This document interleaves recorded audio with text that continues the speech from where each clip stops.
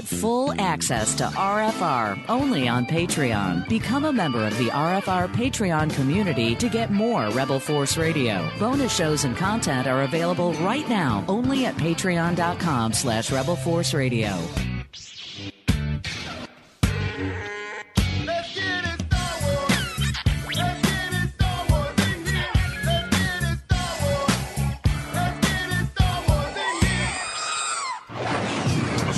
Rebel force has penetrated the shield and landed on Endor. This is where the fun begins. A long time ago, in a galaxy far, far away. This is Rebel Force Radio. Your source for the Force. Star Wars news and commentary. With Jason Swank and Jimmy Mack. I've seen Star Wars 500 times. Star Wars #1. This station is now the ultimate power in the universe. I suggest we use it. Now it's time for Rebel Force Radio. We would be honored if you would join us. Well, happy St. Patrick's Day weekend here at Rebel Force Radio. You know, I was doing a search here thinking about Irish actors in Star Wars. And there's actually if you go to Ireland.com, there's a story about Irish actors in Star Wars, and they only came up with 3. Which is surprising to me. I would think that there would be more. But there's only 3. So we're going to do a little quiz and see if we can name them all. But yes, no, it is great to be with you here. Rebel Force Radio, this week's show for March 16th, 2019. So great to be with you. Glad you are listening to the program here, as I say, on St. Patrick's Day. And, of course...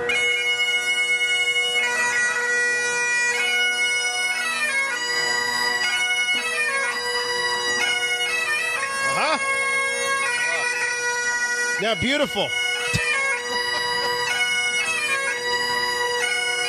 right. Now, I got a question about that, though, because bagpipes are Scottish. Well, there's also Irish bagpiping going on there. I mean, you want to debate the origins of the bagpipe? Well, we might. And who better to debate the origins of the bagpipe than a real, true Irishman, my good friend and yours from Chicago, formerly from Ireland, at least his ancestors are, Jimmy McInerney.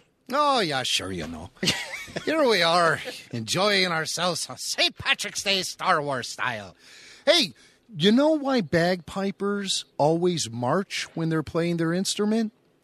The reality is they're not marching. They're running away from the noise they're creating. What are you talking about? It's beautiful. Listen to that. Oh, brings a tear to me eyes. Oh, yeah, sure, you know.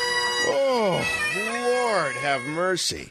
Now, the bagpipes, that is an instrument that is shared by the two neighbors, Ireland and Scotland. There's a strong tradition in both of those nationalities that deeply is steeped in bagpipe playing. I don't think the Irish or the Scottish can either, claim ownership of it. It's one of those things that exists, I think, on the same level playing field for both. There are distinguishable differences between Irish bagpiping and what Scottish what might those be? Well, I think it has to do with things like octaves and the actual tone that comes out of the bagpipe itself. If someone was trained in bagpipe, they had the trained ear, they would be able to notice the difference in pitches or tuning. Well, I have an answer. Styles. I have the real answer. I mean, that was a good guess. That was a right real... now, my friend, is a guess. That was a real good guess. Would you like to know the real difference? The real difference, the principal difference, is that Irish bagpipes are called Uilleann pipes. It's Uilleann. Uilleann pipes. They are filled with air by a small bellows, while the Scottish pipes are filled by a mouth-blown tube. So the if you see an Irish bagpipe, they're not blowing on anything. Interesting. Very interesting. The Scottish, they're blowing on everything. I mean, on the bagpipes, they're that's how they do it. They have to blow into the thing. Well, the bagpipes are filled with air. We're filled with a lot of air too that we have to unleash as far as Star Wars goes. Tons. Before we leave the St. Patrick's Day festivities here, I do have to ask you if you can name the 3 actors from the Star Wars universe that are featured as proud native sons and daughter from the Great Isle. Okay, all right, the Irish Isle. Yep. So you have, obviously, massive Liam Neeson. Oh, yeah, sure, I said, George, how come there are no Irish folk here on the set? He said, shut up, read your lines, and go have yourself a nice cold Guinness. So I did. So you have Liam. Right. Mm-hmm. I'm wondering, Dominic Monaghan, who's joining the cast for Episode 9, does he have Irish heritage? He seems like an Irish guy. And certainly, the most famous ginger in all of Star Wars has to be Donald Gleason, who sure seems Irish to me. I don't know if he's actually... Yeah, ding, ding, ding, ding, ding, ding, ding. We've got a winner here. We've got a winner with Donald Gleason. Dominic Monaghan is actually English. So he's not Scottish or Irish. But yes, Domhnall Gleeson is... let's see. He is... Let's see. Where is he from? He's got his father is an actor, Brendan Gleeson. It doesn't say, let's see, famously. No, it doesn't really say where he's from. But yeah, definitely an Irishman. Liam Neeson. Now, and here's another one. And this, Jim, you're a Star Wars expert, but you're never going to get this one. No? You're never going to get this one. Was it like Porkins or somebody? No, it's actually a Phantom Menace actor, or I should say actress. Phantom Menace actress. Other than Liam. Yeah. Well, I had George. I said, you got to hire somebody else from Ireland, George. So he brought on this other bloke. His name, it really escapes me right now. But, well, sure, we would hang out after shoots and have a cold brew and, puff on some Marlboros or what have you, whatever was around, I didn't ask questions. I just, hey, light it up. I don't know. I'm like stalling for time. Yeah, behind my Liam Neeson impersonation, trying to think like you just won't get Irish. this. I'm like, okay, no, okay. Natalie Portman, definitely not. She's, I think she's actually from Israel. Or at least her family is.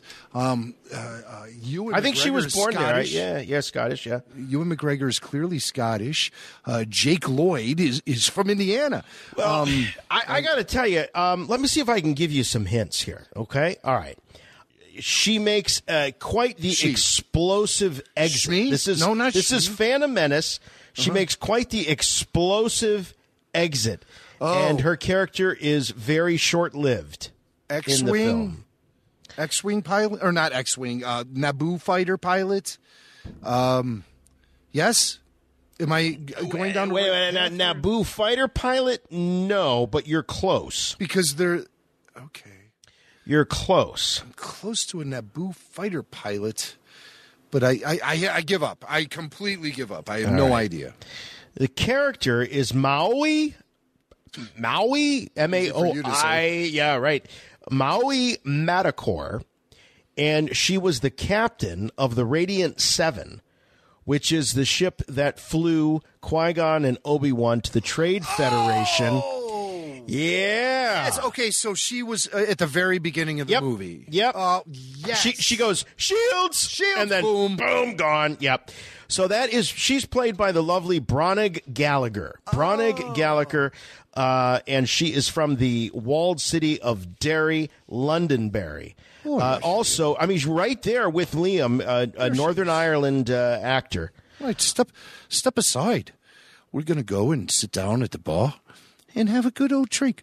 Wait, now I'm doing British. Now you're doing British. Yeah, now I'm doing British. What British. happened there? What happened there? Yeah. You know, I am a little rusty with my Liam Neeson impersonation. It's been a while. I don't know. Are we still allowed to do it? I don't know. Yes, we are. All right. Yes. This came up in the Patreon community. Oh, yeah. What are you talking about? Yeah, we're going to do Liam.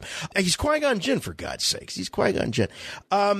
The other thing, and now they do mention this, but it's obviously not a character. But of course, you have Skellig Michael, and that is quite the location when it comes to the sequel trilogy. So that's a very big Irish connection. So happy St. Patrick's Day to Domhnall, Liam. Well, to everyone. Everyone's Irish on Well, St. that Patrick's is Day. true. Yeah, Maui, Madakor, played by Bronig Gallagher. I learned something new. You know, I didn't even really think about those characters. So she was the captain of the Radiant Seven. Her co-pilot was Antidar Williams, who was played by, I believe it was played by Silas Carson, who also played other characters in The Phantom Menace. You are right. Played by Newt Gunray. Newt Gunray. Yeah, Silas Carson. I think he may have played one of the Jedi there in the council as well. Who else did he play? Let's see. Silas. Silas. Did I call him Silas? No, you called him Silas. I did call him Silas. That's a cool name. I love that name, Silas. That's a cool name. Let's see. What else did he play? He played multiple Newt Gunray. Yeah, Newt Gunray, Lot Dodd, Ki Adi Mundi, and of there course Antidar. Ki Adi Mundi. Right, that's big. That's real big. That's big. Yeah. That is big. Yeah. And it's George is real cheap. He doesn't want to hire a lot of actors. You play 3 or 4 characters. Well, that's okay. I mean, if for a guy who's able to handle those roles, I mean, it's not easy wearing those big, giant Nemoidian masks with all the animatronics in there, or whatever you call them, and Ki Adi Mundi with the big cone head. Yeah. Now, one would assume that those pilots that brought Obi-Wan and Qui-Gon to the Trade Federation ship, those would have been Republic pilots. Yes. They would have been from Coruscant. Right. Yeah. You assume that's where they were coming from, and I did pay attention to those characters, and I made a customized action figure of Silas's character, who's I don't even know his name, but it was one of those. What'd you make him out of? Spare parts, and have they done those characters? No, I don't think they've ever done them. They haven't. And so I do have a custom action figure that I created myself of the pilot, the male pilot. But boy, I need that Irish female pilot there to complete the set. Well, now you've got a reason to. You got to do Bronig. But those of you who don't know, if you haven't been listening to us for the last 13 years, Jimmy Mack actually began making custom action figures as an escape from the grips of his tobacco addiction. That's as right. He was giving up smoking, you took to customizing action figures. I did, just because it was something that would eat away some time and keep my hands and mind busy. It was something I could focus in on, and it really did eventually help get me over the hump.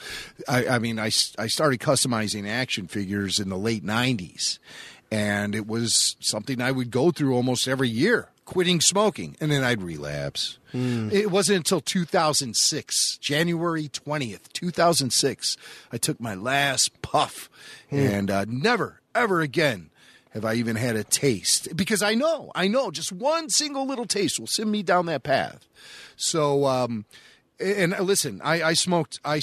Boy, did I smoke. And it was part of my lifestyle. It was part of my culture. And it was actually the backbone of many relationships I had with people, quite honestly. Because more people were smoking back then. It was more culturally acceptable. Nowadays, you're a pariah should you be caught smoking in public in most cases. And I know a lot of listeners are trying to quit. I've heard from people over the years. So if anyone is struggling with it, feel free to reach out, show@rebelforceradio.com, and I will walk you down the path that I took to help me quit smoking.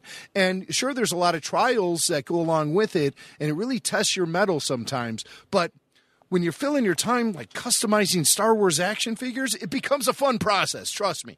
So I know it seems impossible. It seemed impossible for me. But if anyone is struggling with quitting smoking, hit me up with an email, and I will send you in detail instructions on what worked for me.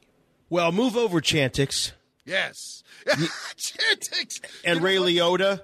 You and Billy Mack had a hilarious conversation about that commercial. I saved the recording, and I think I'm going to put it up for our Patreon listeners. You should find it. Well, we love Goodfellas. It's one of our as a group. It's one of our favorite movies of all time, and we quote it constantly. I mean, when we're together, we probably quote that movie more than we do Star Wars, actually. And yeah, Bill brought that commercial up, and we had a good time talking about it. Great Ray Liotta. But I'm just thinking that perhaps there's something to this, customizing Star Wars action figures or any action figures as a way to quit smoking. Maybe there's something to that. I went through the process so many times. I have like hundreds of customized action figures. It was kind of a struggle, but I was finally able to break through.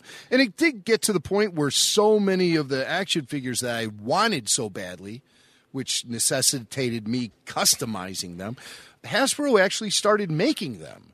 So I thought, they'll never make this figure, and then there it was. So that kind of pulled back my need, between quitting smoking and the influx of all those Hasbro figures, of all the figures that I always wanted.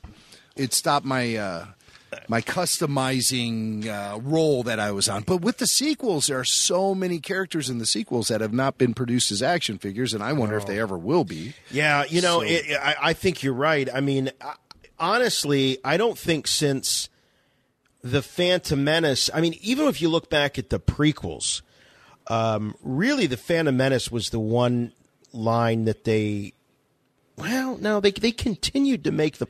The prequels were pretty well served. Oh, absolutely. In terms of the characters that they put out. But you're dead right about the sequel trilogy. It's a different time. It's a different market out there for toys, for action figures. It's a collector's market more now than ever than it is a kid's market. And that's a good point, Jim. I don't know that we'll ever see the scope of characters in plastic like we saw with the prequel trilogy and the original trilogy with the sequel trilogy. I just don't think it'll happen. Unless, of course, the collector's market starts getting directly merchandise too. And that's slowly happening, very slowly. Just this week in the mail, I got Jabba's sail barge. I have it. It's amazing. All right. I have a note here to ask you about it. And I know you're not ready to do a full review, but what can you tease us with here? I mean, initial reactions. I'm assuming you uncrated this thing, right? I did. Uh-huh. And there will be a video of the unboxing and the display with all the figures and everything, and you'll be able to see. It went into the area exactly where I wanted to put it. But so I'm going to hold off and wait for the video a little bit, but I can tell you this. It's extremely detailed. It's very well put together, and it's something that I think the 3 3/4-inch collecting community needed. I mean, it just is like a boost of adrenaline to my Star Wars collecting. Just having that thing and the display is absolutely impressive. And so we'll be putting out a video hopefully early next week. Well, I can't wait. I can't wait to be there because I'll be in Chicago, and I'm hoping we can make. I know we'll be staying in an undisclosed location downtown, but I'm hoping we might be able to make a pit stop at the in the Star Wars room because I really want to get my hands on. Well, we'll make it happen. Skiff. We'll make it happen. Instead of going directly downtown from the airport after I pick you up, we'll spin back over to my house and have a little. That would be great. Or maybe I could sleep with it in the hotel room. I could. Nah, I don't know if it. Can I spoon it? I think you'll be spooning Billy Mack. Quite honestly, that's how the rooming's going to be working out. Oh man, well, we're pretty compatible, I think. Hey, speaking of Billy Mack, it was actually when Billy Mack was on Rebel Force Radio, as I was being pulled away by the day job, that this topic of a Jedi coup came up, and you guys debated about it. We talked about it a little bit a couple weeks ago, and you found a clip of Dave Filoni on one of the Clone Wars Blu-ray box sets talking about the arrest of Palpatine And does this shed any light on the debate about whether this was a legit coup or whether it was a justified action of democracy? Well, I mean, it's still very open for interpretation, and what this clip is, what it's from, is the season 4 Blu-ray of Star Wars: The Clone Wars, and it's the final episode of the Umbara arc. You remember the Umbara arc? There were so many arcs. Which was Umbara? It was a season 4 episode, a 4-parter featuring battle on the planet Umbara that was completely in darkness. And it featured this Jedi who was slipping into the darkness, Pong Krell. Oh, yeah. And wasn't he like, he was like Dex.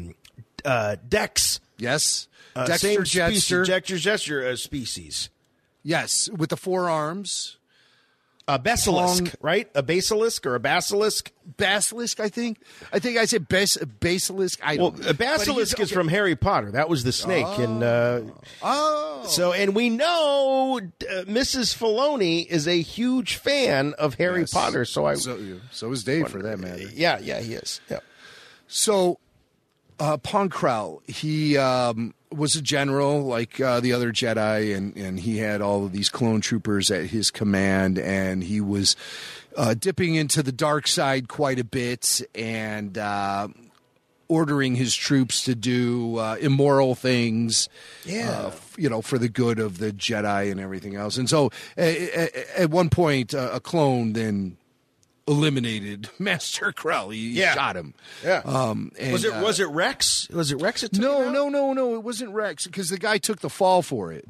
He assassinated his general, and so he took the fall. It was the clone was named Dogma. Ah, okay. Little double entendre there. It was, and what was weird was like Dogma, he was one of Krell's strongest allies, among the clones.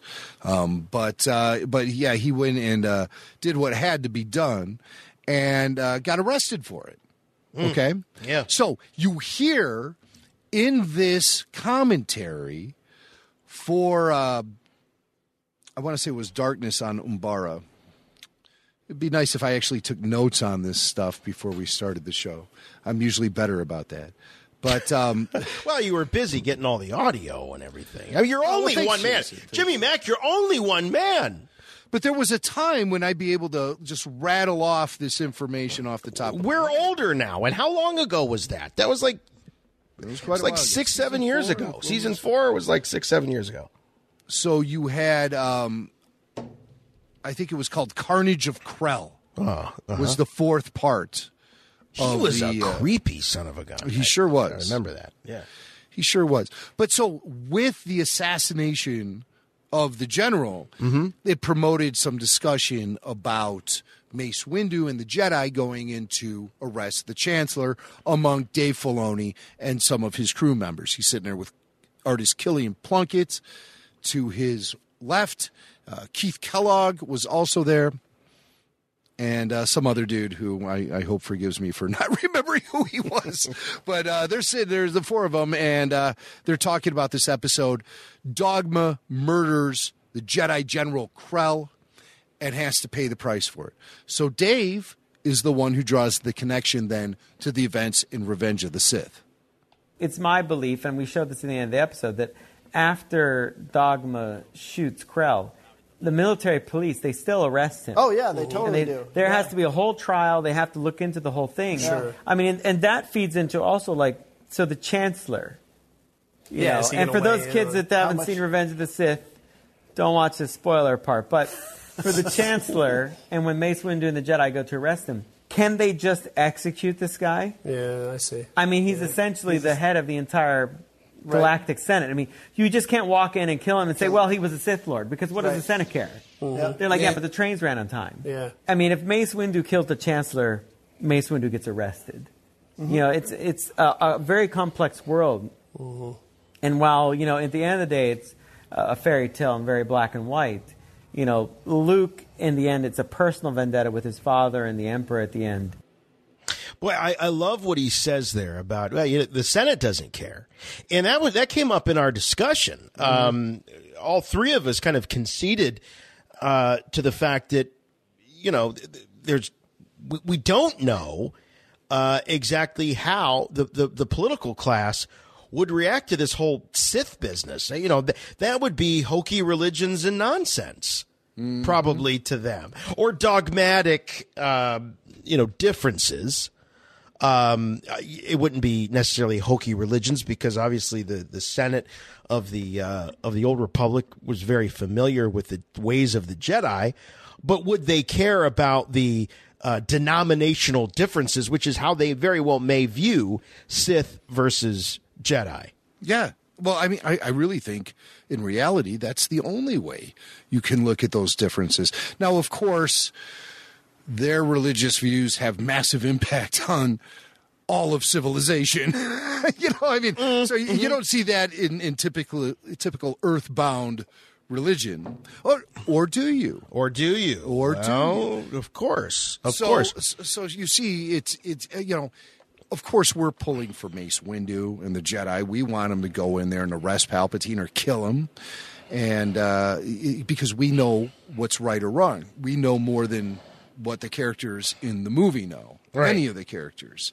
But in reality, it was this really kind of backs up what I'm saying. It was a coup because Mace Windu himself realizes he can't just go in there and arrest Palpatine. He knows he can't just do that. That's where he makes his big mistake is he tries to play within the rules, He tries to be part of the machine when this is not anything that could fall under the umbrella of politics or law or society. This is good versus evil. This is Jedi versus Sith. It's a whole different higher playing field. And so Mace realizes that the only way that he can pull this off is the Jedi will have to eliminate or imprison the Chancellor and put him up for trial, which is a joke. Yeah. And to do so, they will have to take over the Senate in order to see it all through. So it is the Jedi overthrowing the legitimate government. It is a coup d'etat. Yeah. And the more evidence that gets presented, the more that this underlines the whole thing. So Mace would have been arrested if he went in there and just killed the Chancellor. Now, if he arrested the Chancellor, okay, you're working within the rules. You're part of the system now. Mm-hmm. And how that would play out would be... Well, he would have he would have been brought to trial in the Senate. The Senate would have tried him, and I don't know, Orn Free Tom might be a pretty good lawyer. I don't know if exactly if he would have been the defense. But canonically, that little bald chick is the one. Oh yeah. She looks like. Wasn't she the devil in that Jim Caviezel Jesus movie?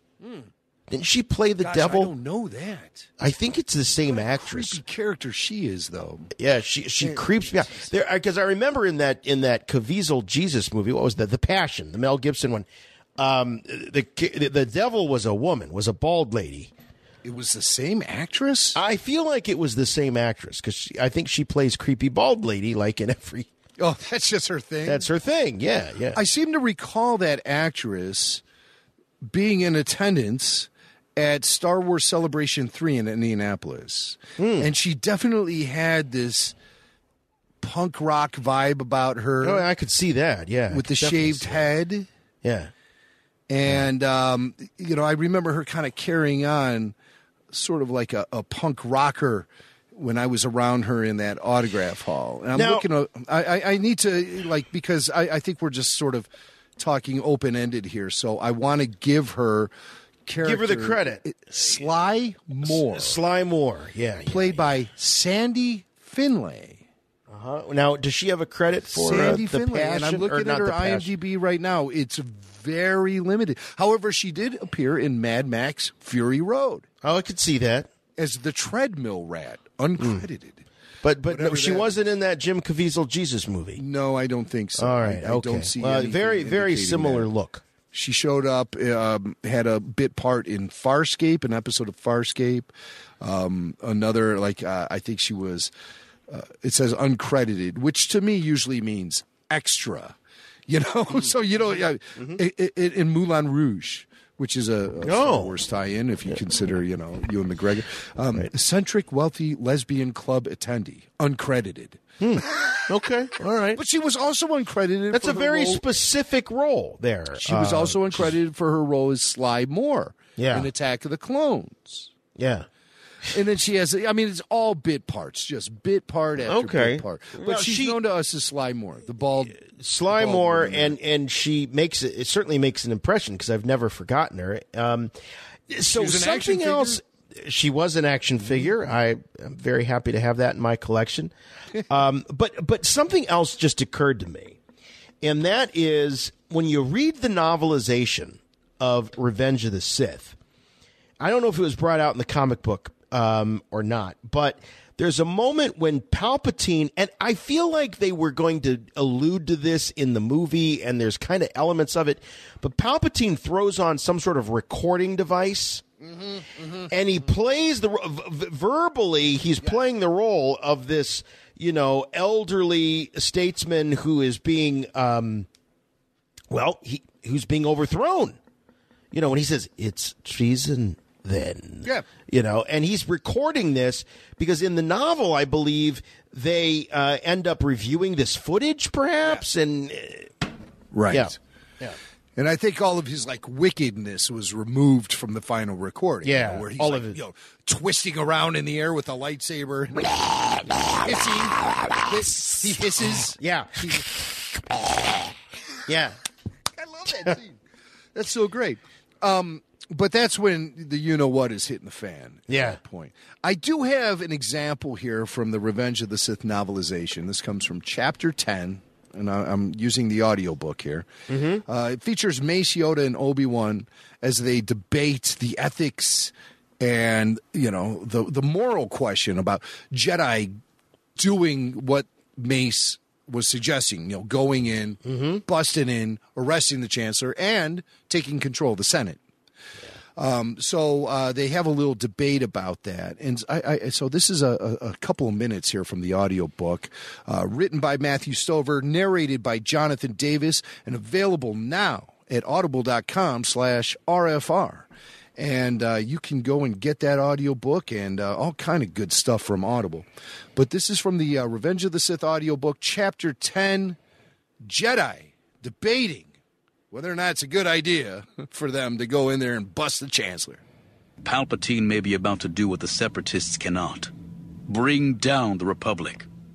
If he tries, he must be removed from office. Removed? Obi-Wan said. You mean arrested? Yoda shook his head. To a dark place this line of thought will lead us. Great care we must take. The Republic is civilization. It's the only one we have. Mace looked deeply into Yoda's eyes and into Obi-Wan's, and Obi-Wan could feel the heat in the Koran Master's gaze. We must be prepared for radical action. It is our duty. But Obi-Wan protested numbly. You're talking about treason. I'm not afraid of words, Obi-Wan. If it's treason, then so be it. I would do this right now if I had the Council's support. The real treason, Mace said, would be failure to act. Such an act destroyed the Jedi Order it could, Yoda said. Lost the trust of the public we have already. No disrespect, Master Yoda, Mace interrupted. But that's a politician's argument. We can't let public opinion stop us from doing what's right. Convinced it is right, I am not, Yoda said severely. Working behind the scenes we should be, to uncover Lord Sidious, to move against Palpatine while the Sith still exist. This may be part of the Sith plan itself, to turn the Senate and the public against the Jedi. so that we are not only disbanded, but outlawed. Mace was half out of his pod. To wait gives the Sith the advantage. Have the advantage already, they do. Yoda jabbed at him with his gimmer stick. Increase their advantage we will, if in haste we act. Wow. There's a lot to unpack there, but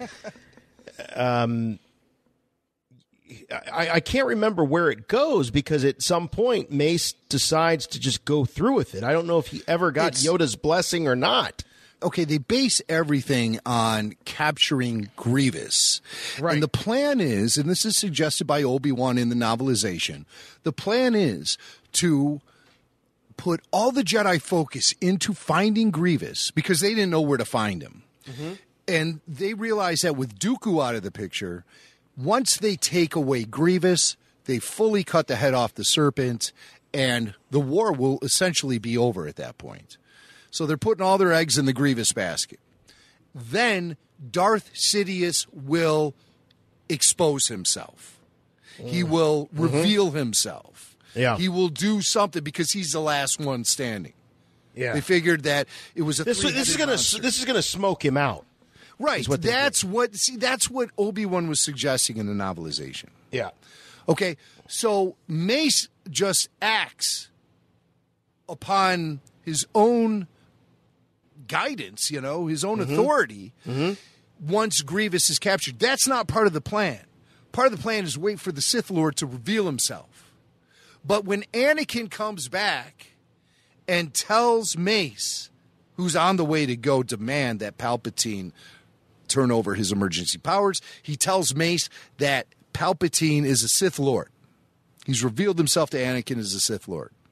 Now, of course, Palpatine never says that. Palpatine only says, I know the Force, dark side and light side. Mm-hmm. So Anakin says, you're the Sith Lord we've been looking for. And so Palpatine doesn't go, no, Anakin, no.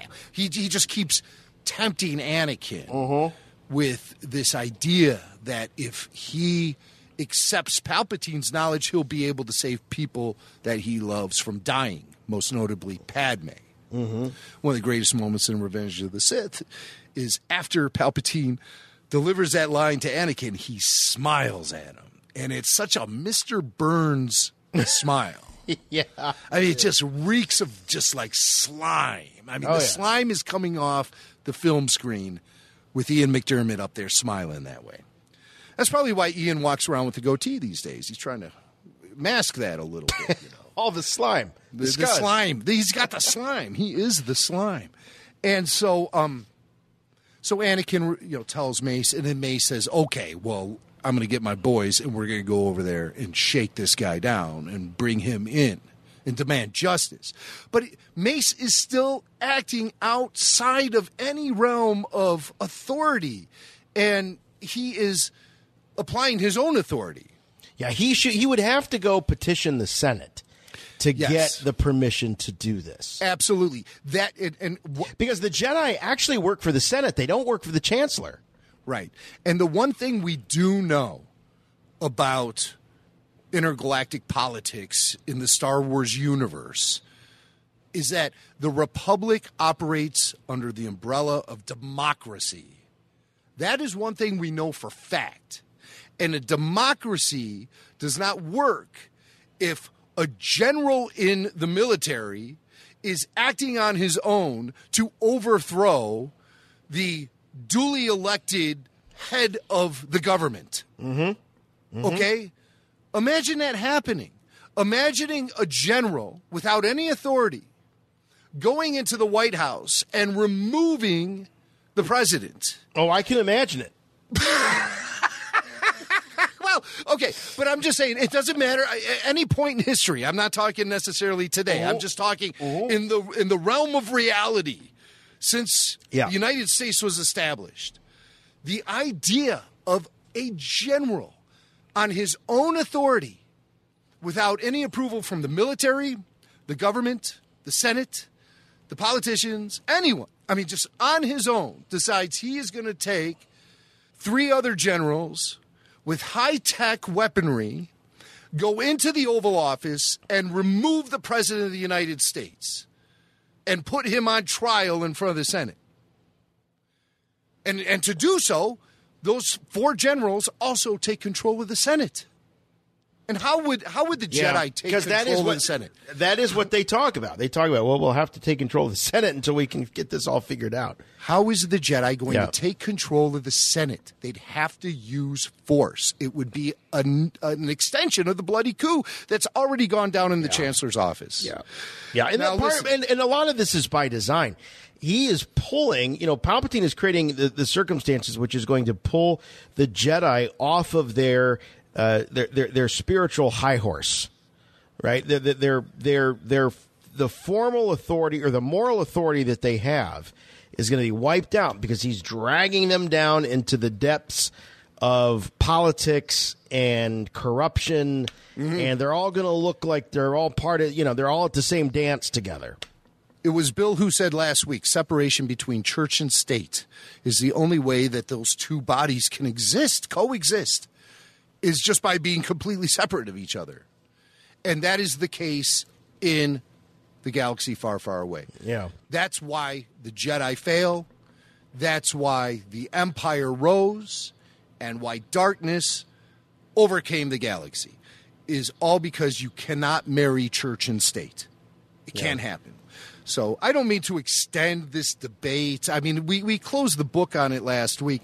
But, a lot of people have been weighing in. And once we finally get the voicemail, maybe we'll hear some feedback about the Jedi Coup d'etat debate. But I really consider the book closed on this. Billy Mack might debate that. But a lot of people have been sending me stuff, like this clip from Filoni, like the clip from the Revenge of the Sith audiobook. Well, actually, we've got a voicemail here. Let's go to the voicemail. We've got Casey from Indiana, and he wants to weigh in on the coup discussion. So take it away. Guys, this is Casey in Indiana. I just wanted to weigh in real quick on the coup d'etat debacle. You guys are both right.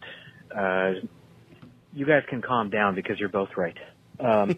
Jimmy is mostly right. I mean, the whole thing is George Lucas flipping the switch on us. The original trilogy was black and white, good versus evil, pretty clean cut in that respect. I'm pretty sure that George Lucas, as he does, wanted to flip it all around and blur the lines between good and evil and black and white and throw a little gray in there and tell the story more or less of ancient Rome, where the people voted in the emperor. And exactly what Padme said, this is how liberty dies, with thunderous applause. I mean, that's exactly how it happened in Rome. And then it blurs the lines between what is good and evil, what is right versus wrong. What the Jedi did exactly was illegal. It was a coup d'etat, but was it evil? It was illegal, but was it evil? And that's the thing is, we tend to just classify all things that are illegal as evil, and that's just not the case. To take our present situation, not to get too political, but, if Trump decided not to secede power and called on a militia, say Blackwater, to come in and guard the White House, you could project that the U.S. military or police forces would go in and take him out of power. And preferably they would arrest him to take him to trial, because you can't just go in and murder him. And that's exactly what the Jedi tried to do. I don't know about that. So anyway, the point is you're both correct, in my eyes. It's just a matter of, is it right? Is it wrong? Is it legal? Illegal? It's definitely illegal, but, that was the whole point. George Lucas throwing a little bit of politics into the prequels to, make us think about the present world. And back then, it was President Bush, and people were freaked out back then about politics in that era. So anyway, there's my 2 cents. I love you guys, and take care. We love you too, Casey. Thanks for that. And yeah, of course, whenever you're talking about, you can't help but divorce it. You can't necessarily divorce it from the realities of the current situation. And of course, there are multiple sides in all of this. And but if we just look at it in the framework of the films, I agree with him. I think that you and Bill were both right. It's not a question of if it was a coup. It certainly was a coup, but was it justified? Was it legal? No, because coups aren't legal. I mean, they're illegal acts. They're the overthrowing of the government. But was it evil? Was it morally just? Yes, because you to borrow your phrase from earlier, we know more than the characters in the film, so we can see it. We've got the omniscient view of what's going on, and yes, it's justified because we have all the facts. But you bristled at something he said, though, about Mace's intent was to go in there and murder Palpatine. Do you not see it that way? Well, he went in there and said he was arresting him. True. I mean, if he was really going to kill him, he entered the room with 3 other Jedi Knights, all holding sabers, and Palpatine had their back to him. Why didn't they just kill him then? Yeah. Looking at the Death Star plans, too, by the way.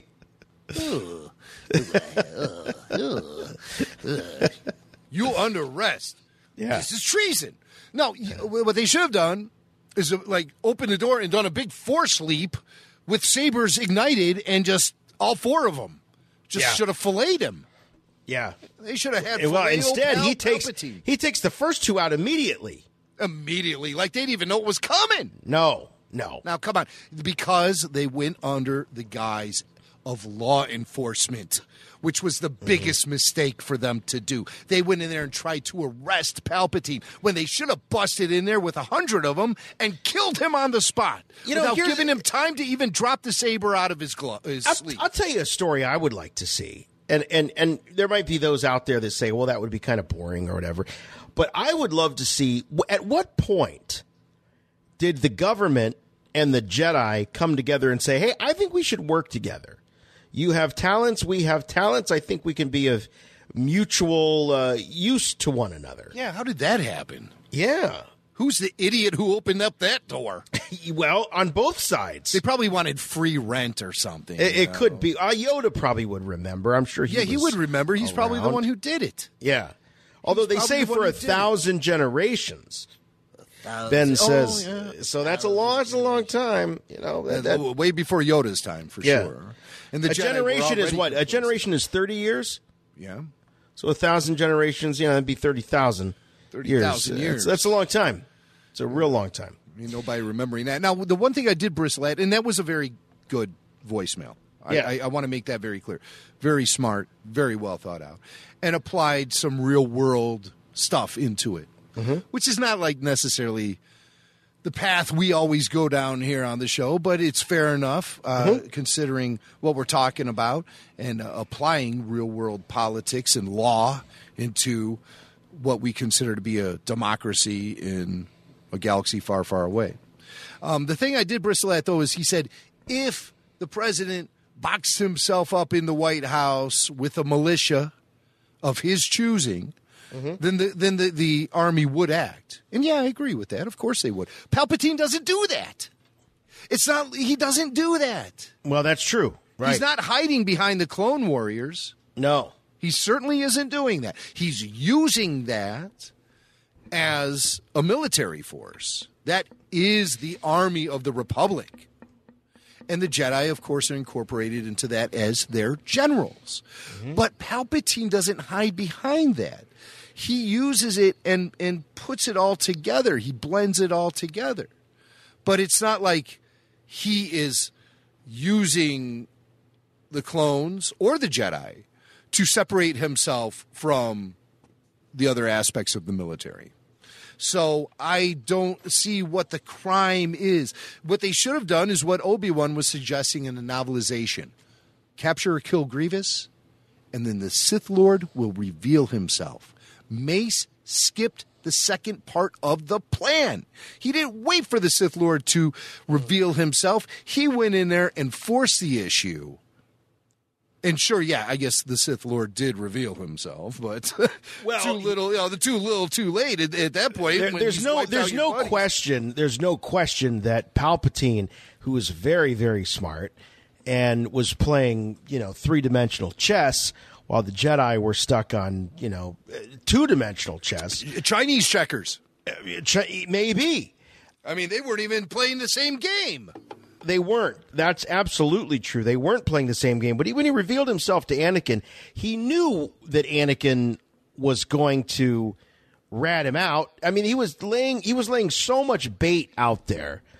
He wanted that conflict. I mean, that whole conflict was also part of the plot. He needed the Jedi to seal their fate by overstepping in the eyes of the Republic, the average citizen in the Republic. And in that clip we played from the novelization, Chapter 10, Yoda had the foresight and said, what if this is exactly what the Sith want us to do? Right. We're playing right into their hands. Yoda was the only one, in that conversation. Obi-Wan was dealing with it on the most realistic level.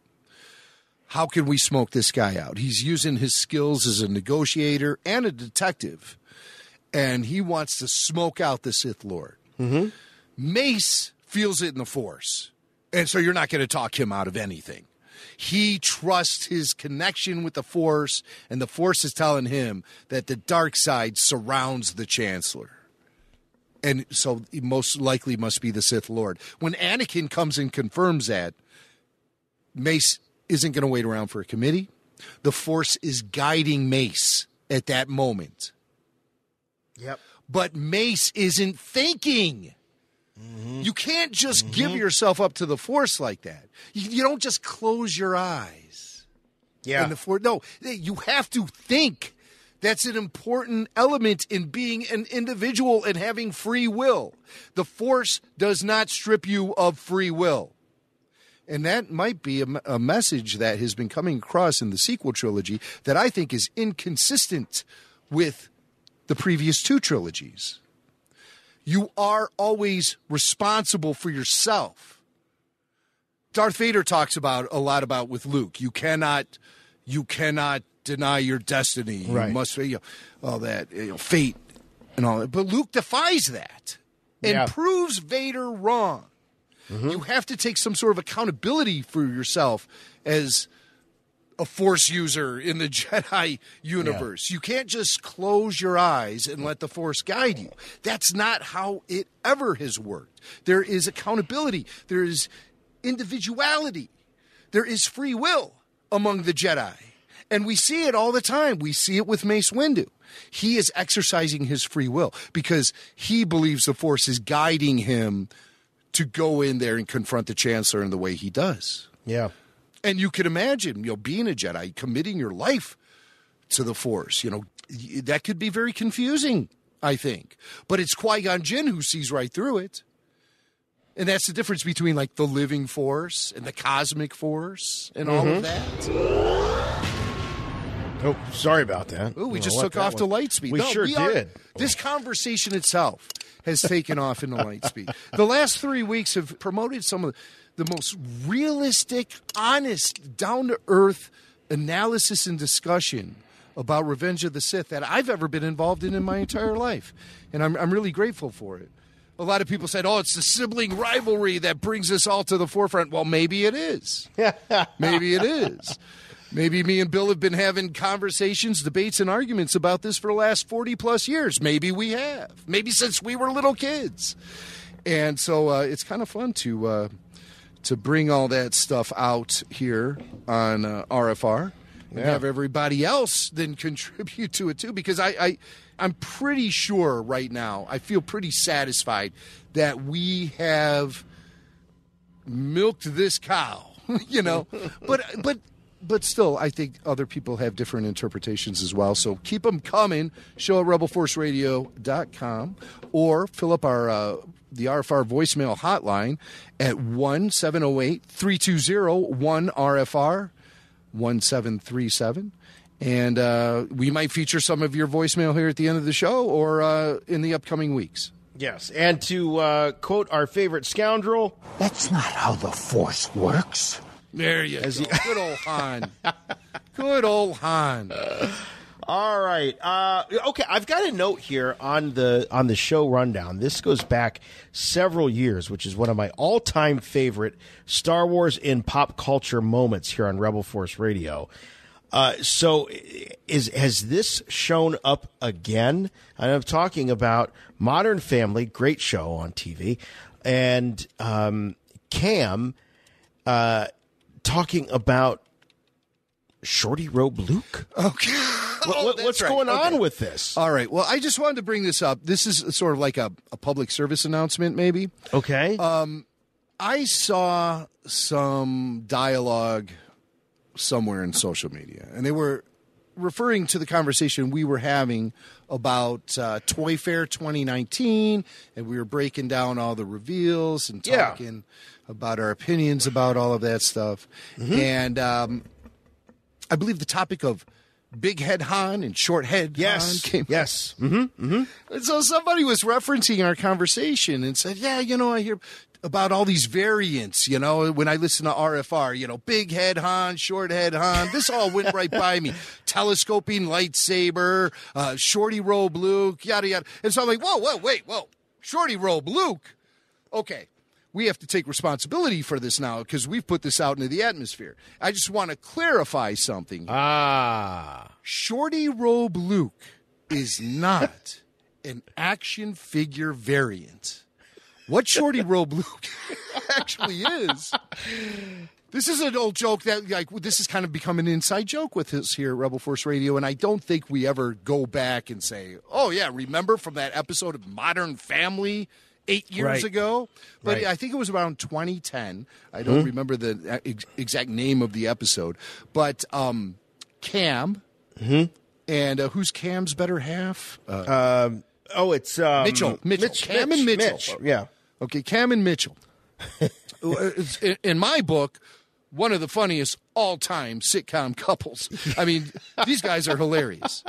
And so Mitchell is talking about how he was sharing a memory with Cam about vintage Star Wars action figures. Yeah. Specifically a Luke Skywalker action figure he lost as a child.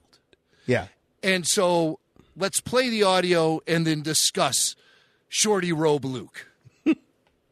Once when I was a kid, my dad left my Luke Skywalker doll in an airplane, and I was so angry. Which Luke? Shorty Robe or Dress Blacks? Shorty Robe. Oh, my. Shorty Robe or Dress Blacks? No mention of the Dagobah or Bespin Fatigues. Fatigues, the Bespin Fatigues. Which would have been the case. But, or the X-Wing pilots. Or X-Wing, but yeah. Shorty Robe or the back to tank diapers. No. Well, that would have been vintage. That didn't or come out the Tauntaun parka. Yep. Hoth. Yep. Hoth there. Luke, yep. Yeah. Mm-hmm. So there are other variants, of a throne room scene. Yeah, Luke, with the orange. So, but for Cam, it was Shorty Robe or Dress Blacks. That's what it comes down to with him. Yeah, he's a New Hope and Jedi all the way. He skips Empire Strikes He totally Back completely. But that's okay. I mean, if you understand Cam, you probably recognize where his attraction is with all things Star Wars. Shorty Robe. Oh, my. Why I wanted to bring this to the forefront, though, is because in case anyone else has any confusion about what Shorty Robe Luke is when we talk about him on the show, I can tell you it's an old Modern Family reference, and it has nothing to do with action figure variants. So if you guys have been combing eBay for like the last few years looking for the Shorty Robe Luke variant or whatever, I'm so sorry if we wasted your time. I really am. It's probably Jason's fault because he brings it up all the time. And he doesn't, footnote his references at all. He just, throws it out there and assumes everyone knows. But no, I am as guilty as charged. And Shorty Robe Luke, oh my. Shorty Robe. Oh, my.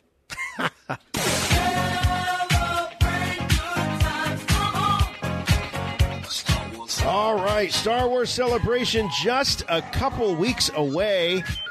And Rebel Force Radio will be out there in force, of course. And we've got two very special events as part of Star Wars Celebration. One is already sold out. We put some tickets online for a Patreon exclusive event, and it sold out in just what was it, Jim? Like 2 hours? 2 hours, and they were gone. Tops. Yeah, but we still have tickets available for a very special event at Reggie's on State Street, about a mile away from the McCormick Place, where Star Wars Celebration Chicago is being held. It's Thursday night, April 11th. So after the first day of the convention, we're going to be doing a live podcast from this music joint at Reggie's. Doors are going to open at 8. We'll kick off the podcast at 9 o'clock and hang out until, well, they kick us out. Tickets are available now. We've got $25 for advance tickets and then $30 at the door. You're not going to want to miss this. This is RFR Live in Chicago. We're invading Reggie's. We've got the link over on our website. I think we also have it on our social media pages as well. You want to go to reggieslive.com. Look for April 11th. They've got an event calendar on their website. Look for April 11th, and you'll find details there. And don't forget, importantly, a portion of the proceeds for this event are going to go to support Rancho Obi-Wan. And we really want to make sure that this incredible monument, this museum, is going to stay open for many, many generations to come. We would love you to be a supporter of Rancho Obi-Wan. Just go to ranchoobiwan.org for more about the world's largest collection of Star Wars memorabilia. It's all on display for the public, courtesy of the great Steve Sansweet.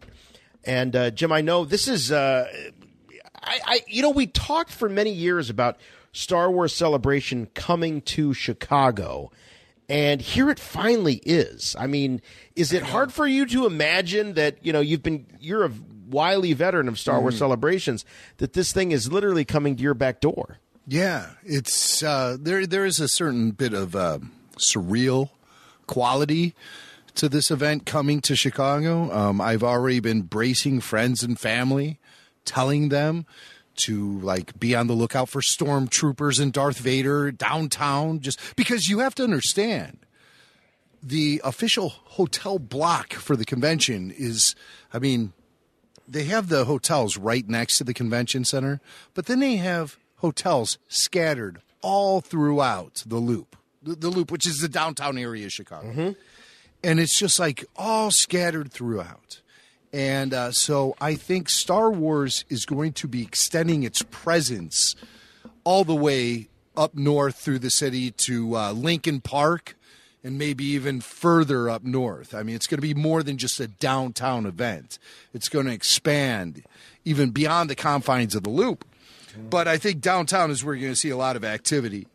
I imagine we'll be seeing photo ops with stormtroopers, etc., in front of Buckingham Fountain in Grant Park, which is more famously known as the Married with Children Fountain that you see at the beginning of each episode. Love and marriage, love and marriage. That's right. Yeah. It's actually a beautiful landmark in downtown Chicago. I don't know if the water is going to be turned on in April. I think they hold off until about mid-May before they fire that bad boy up. But I could be wrong.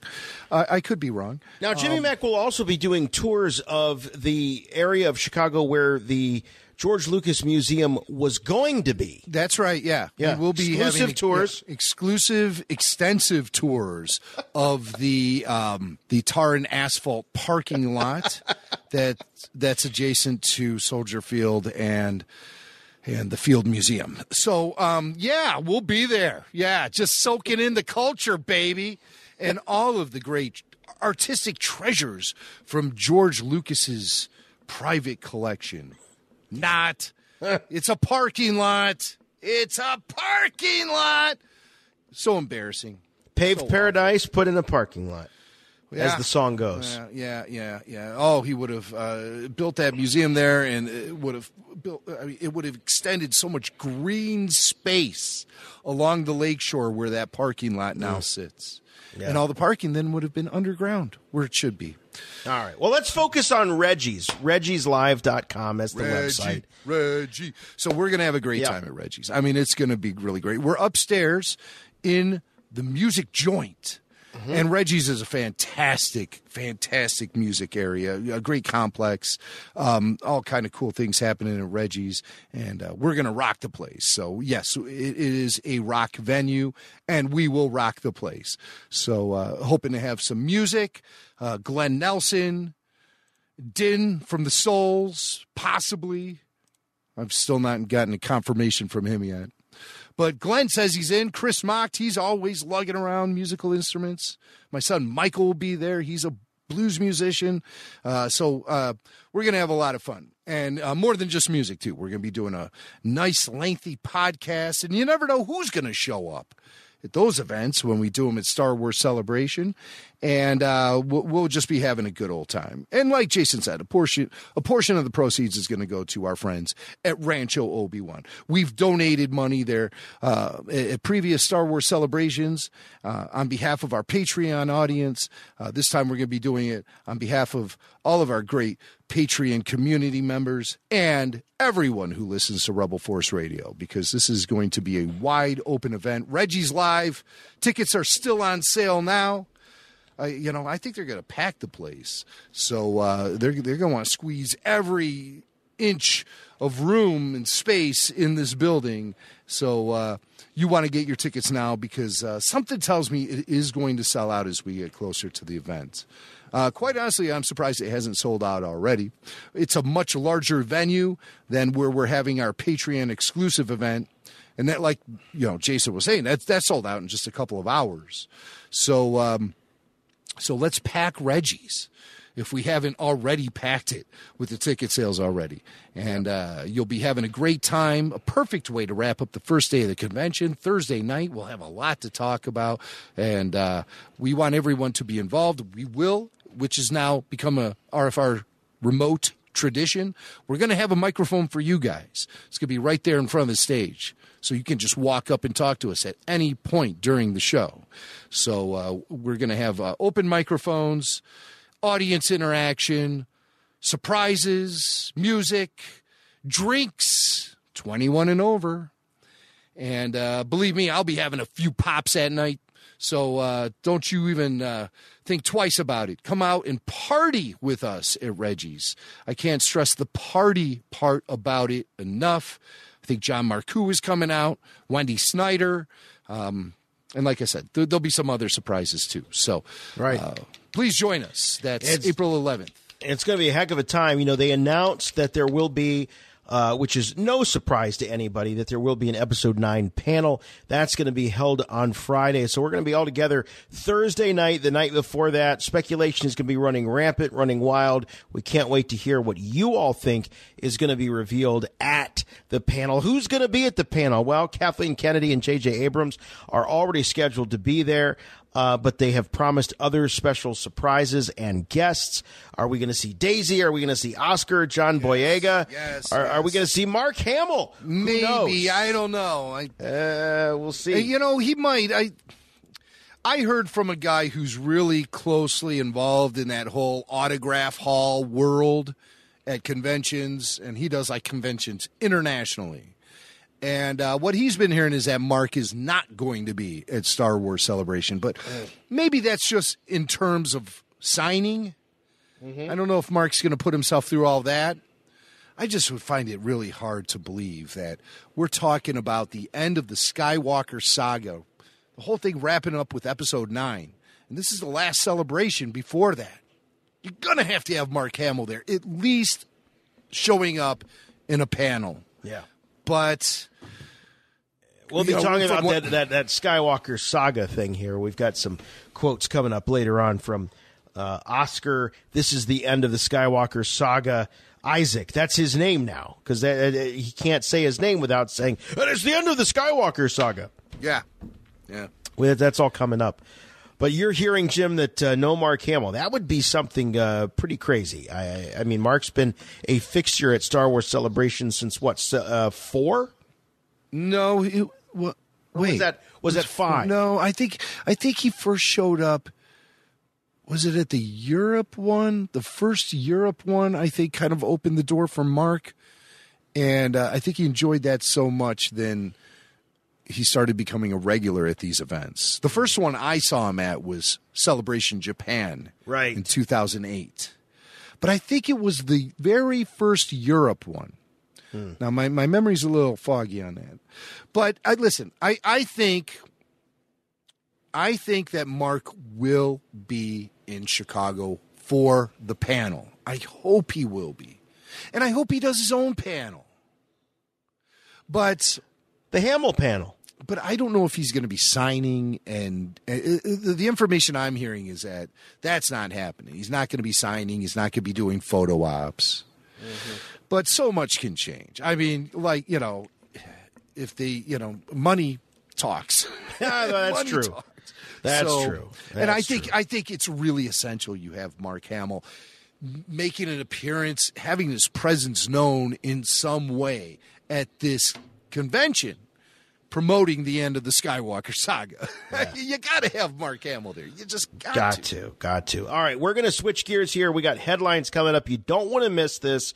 Bob Iger back here, Rebel Force Radio, talking about the Star Wars Galaxy's Edge, giving an update there at the shareholders meeting. But anyway, Star Wars Celebration, don't forget about it.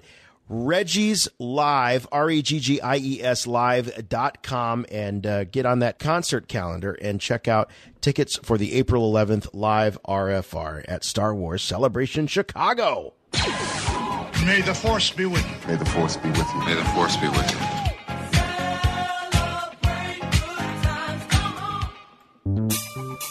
Rancho Obi-Wan is home to the world's largest Star Wars memorabilia collection, as recognized by the Guinness Book of World Records.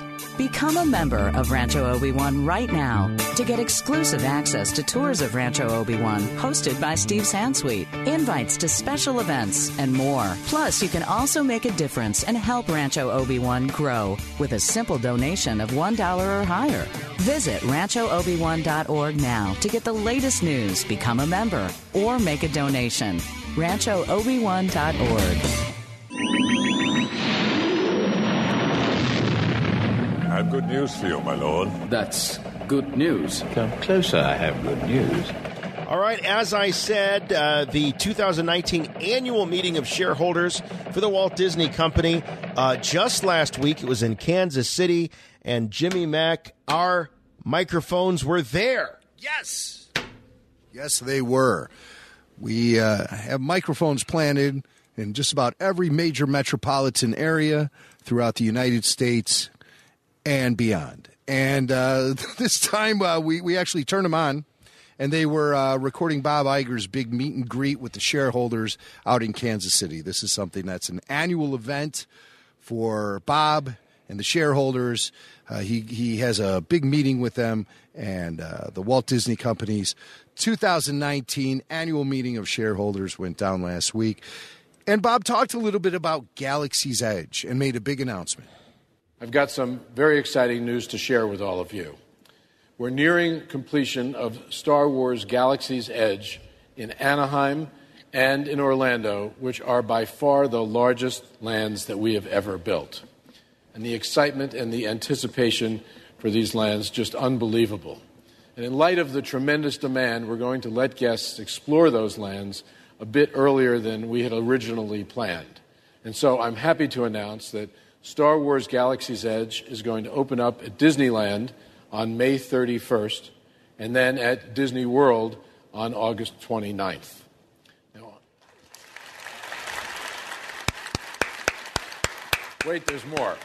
Oh. Right. On opening day, we'll transport guests to a galaxy far, far away to live their own Star Wars adventure, exploring the planet Batuu and mingling with famous and some infamous characters, hanging out at the cantina, building a droid, or flying the fastest hunk of junk in the galaxy in our phenomenal Millennium Falcon Smuggler's Run. He's not reading this at all.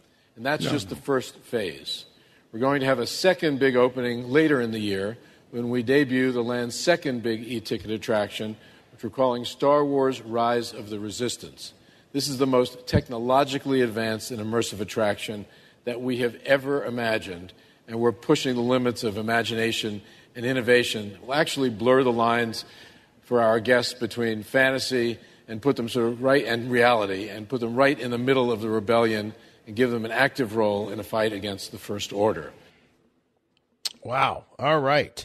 So there you go. Details, May 31st is the opening of Galaxy's Edge, Star Wars Land in Anaheim, and then August 29th in Orlando. We knew that there was a couple of months at least difference in the construction between the two parks. So big news there. And obviously the shareholders were very happy that this was happening earlier.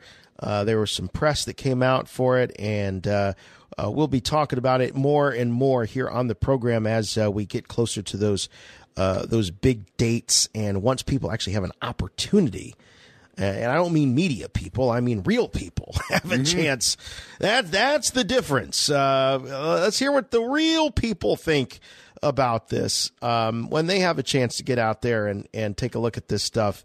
We'll and of course, when we have a chance to get out there and take a look at it, we'll be letting you know. But at this point, it's a little tough to talk about when all you're getting is kind of I don't know what could be spin. Who knows? But let's wait until the average Star Wars fan has a chance to, as Bob says, create their own Star Wars adventure at these giant lands. Now, one thing that we found out happened, and that Bob didn't mention it in that clip, but apparently, and I don't know if this has been confirmed, Jim, there's been enough reports of it that I think we could consider it confirmed, is that there was footage of Episode 9 played for these shareholders. Yeah, not a trailer, but like one of those sizzle reels. Yeah.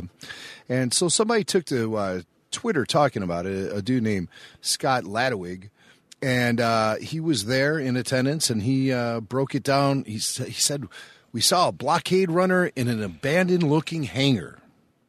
Okay? Nothing too revolutionary about that. I mean, cool to see a blockade runner, but let's face it, that's kind of run-of-the-mill Star Wars stuff these days. An explosion knocking stormtroopers in a starship hangar bay.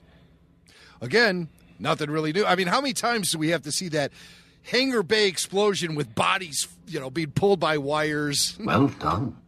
You're a rebel now. Oh, well done. Well done.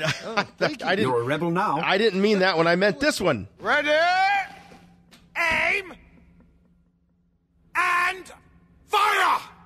That's the one I was going for. There you go. Yeah, in that explosion. Yeah, in the hangar. It's a Star Wars trope. Yeah. Well, it's become one. Yeah. Kylo Ren in a white room looking at the Vader helmet. Now that sounds kind of compelling. I like the idea of darkness surrounded by light. I mean, there's certain that's a poignant image when you think about the trilogy and everything. And, right. Always an opportunity to fit a Cream song into a Star Wars movie. Of course, in the white room with Darth Vader's melted helmet. All right. We're not done yet. Rey, Finn, and Poe in the Falcon cockpit. All three of them, finally. So the big three of the sequel trilogy are finally going to be in the same movie together. Wow. And in the same scene even. Right. So we have more information here from Scott Ladewig.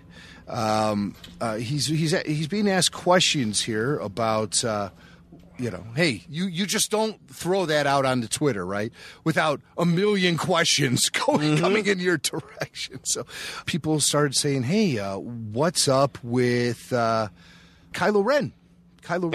Did he have the mask on? No mask, says Scott. Is his scar different? Scott was asked. Scott says, going to guess no, but the scene goes by so quick I couldn't really say. Okay. Someone else asks about Kylo. Did he look any different than The Last Jedi? Outfit and general appearance? Scott says, we only saw him in one scene, and he looked pretty much the same as far as I could recall.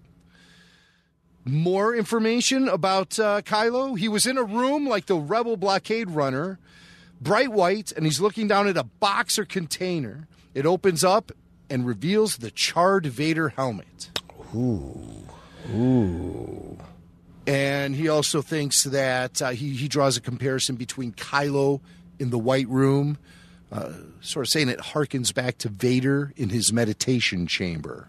Kind of had that, black against white feel. Anything else? Yeah, there's more, Kylo. It says it looks like you were having a bad day. So that sounds pretty consistent. But that's just maybe Kylo Ren's resting face. Bad day face. Okay. Yeah. He also says he saw an exterior that reminded him of a marketplace. And within that marketplace, you saw Rey walking through and some aliens in the background. Okay. Other related scenes, a really cool clip of Daisy doing wire work, jumping and turning a somersault high up in the air with a lightsaber. All right. And he believes that was definitely behind-the-scenes footage. I guess the wire work sort of indicates that. Rey's hair looked pretty much the same as it did in the previous films. Okay. What else does he say? Behind-the-scenes footage was shown. No footage of the Knights of Ren. Yeah. I don't see this here in the... Paul Bateman asked a question. Any info on what was in the behind-the-scenes shots from Star Wars, Scott? And Scott says, it's so hard to recall because it fits from scene to scene so fast, nothing really stands out from the behind-the-scenes. And then that's when he mentions Daisy doing the wire work. Oh. So Scott, Paul got that out of Scott doing some investigative reporting, RFR style on Twitter. Hey, I got more questions. You still there? Good old Paul.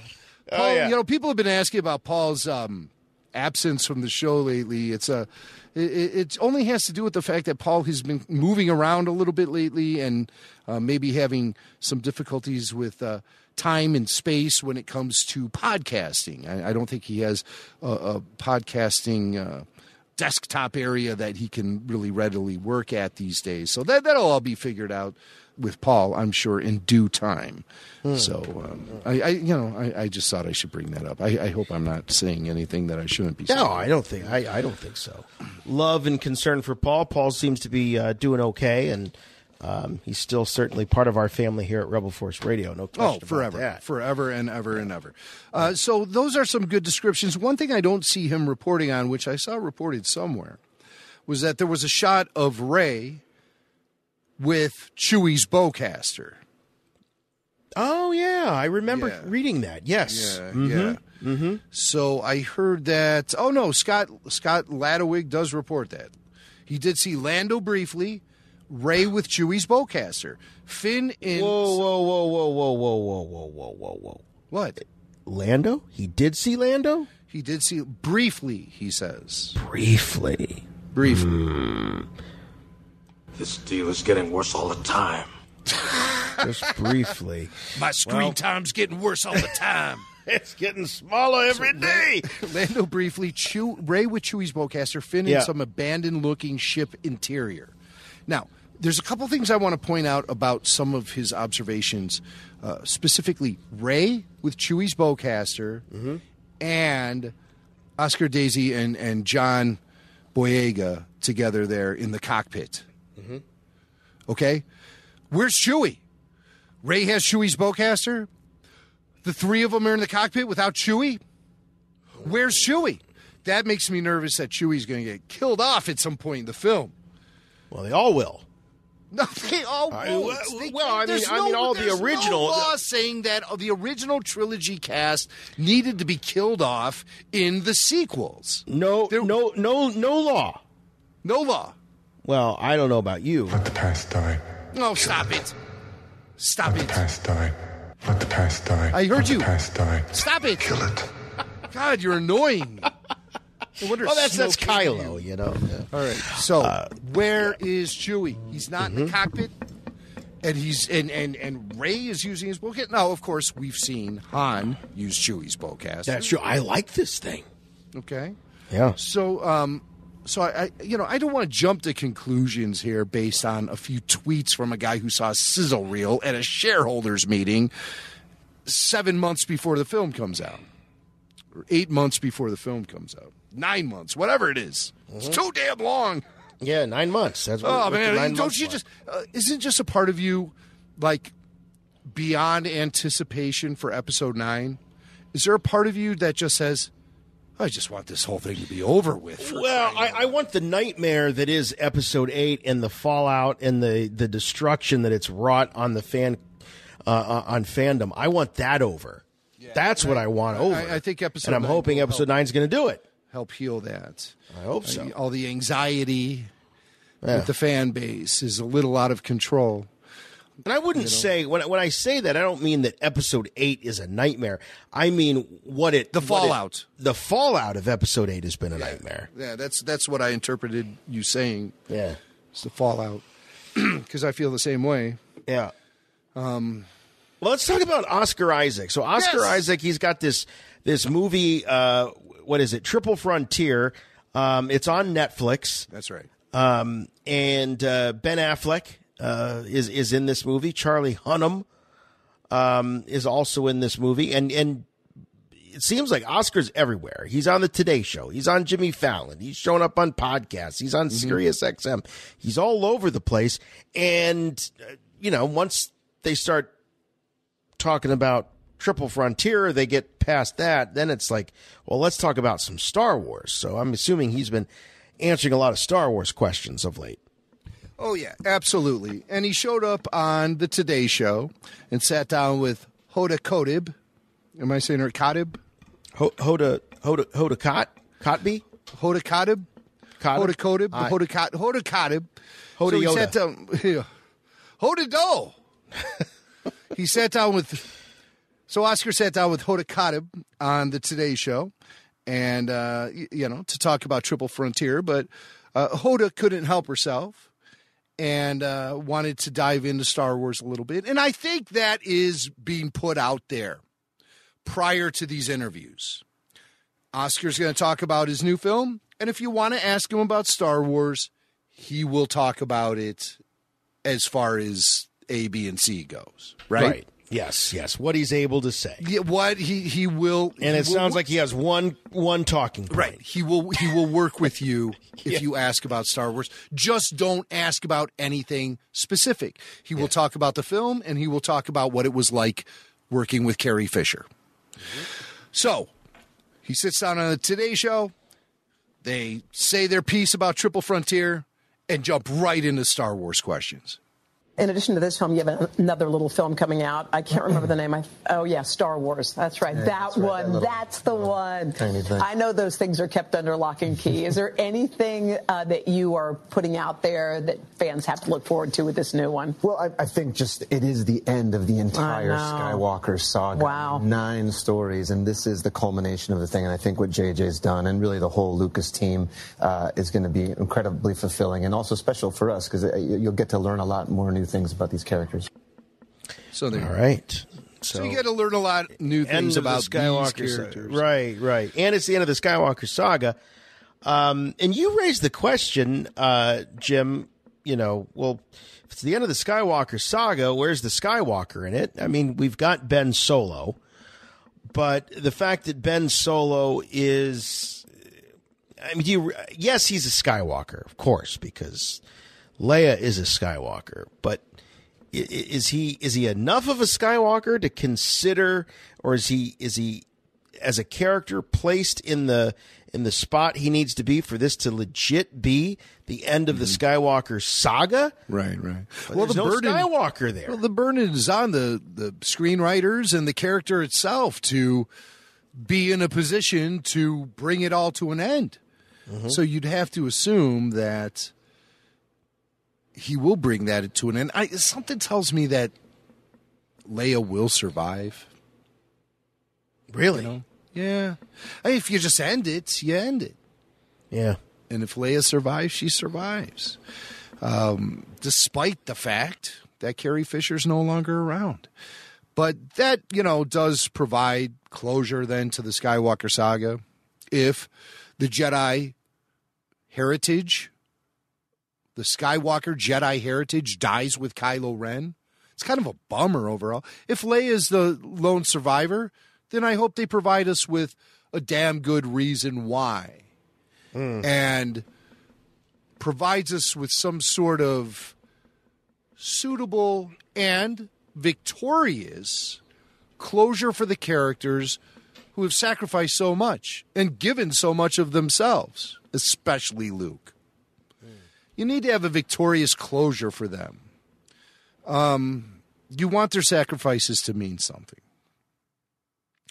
And the state of the story right now, it's hard to figure out because the First Order is in serious control of the universe going into the final chapter.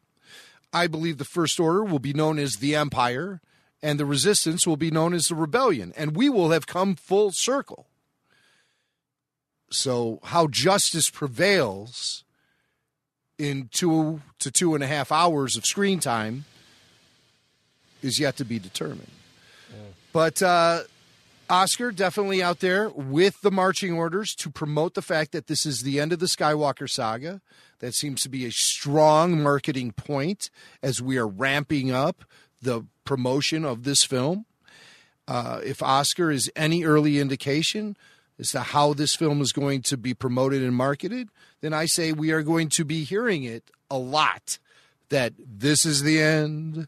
My only friend, Luke Skywalker, the end. So, and Oscar's doing his job. Now, a lot of people, a lot of news sources are freaking out. Oscar Isaac confirmed that this is the end of the Skywalker saga just this week on the Today Show. But savvy Star Wars fans and listeners of Rebel Force Radio, you guys have known since the middle of the summer that Lucasfilm put out that press release indicating that this is indeed the end. So Oscar is out there and he's pushing that fact. He is the first man out there. He's our lead guy out there, and he's running that into the ground essentially. Because this is the second interview now we've heard with him reiterating that, making that like a very firm talking point right out of the gate. Yeah. But we have more. We have more today's show. The question is, so he's out there with two directives as he talks about Star Wars while promoting Triple Frontier. He's out there enforcing the idea of the end of the Skywalker saga, and Oscar's also out there paying tribute to Carrie Fisher. Now, these are the recurring themes that I've noted in 3 of Oscar's interviews that have taken place in the last week. End of the Skywalker saga and working with Carrie Fisher. Tribute to Carrie Fisher. So that's what we can expect with Episode 9. End of the Skywalker saga, tribute to Carrie Fisher. So he's asked by Hoda Kotb on the Today Show about his relationship with Carrie Fisher. How much have you thought about Carrie Fisher, in this last shooting? So we've thought about her so much. Her spirit's there. Billy Lord, her daughter, what the hell's going on with Hoda Kotb? A part that she played in the last film as well, in the last couple of films. So, her spirit was definitely there with us, and missing her a lot. I'm going to sound like a teenage boy. What do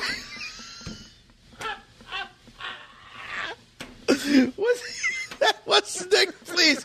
Was that Hillary Clinton interviewing her? What's going on? Jeez. I don't know. All I know is that Hoda needs a lozenge. Okay. Oh, God. I didn't even hear what he said. But you know what? If I know press, film promotional interviews. It doesn't matter if you miss it on the Today Show. He'll be on the Tonight Show saying the same thing. So he went on to Jimmy Fallon, and he talked about his last day on the set of Episode 9. So maybe we'll... Let's see if Jimmy Fallon can keep it together. Here it is. I quickly mention, if you don't mind, congrats on Star Wars, doing the Star Wars trilogy. I mean, you closed it out. You know I'm a fan of everything, but that had to have been so special in your life. No, really. No, nothing was nothing. That's fine. no big deal. It was such a milestone. And what was particularly special is the day that I finished. And these 3 massive movies that for me have been, such a huge part of my life.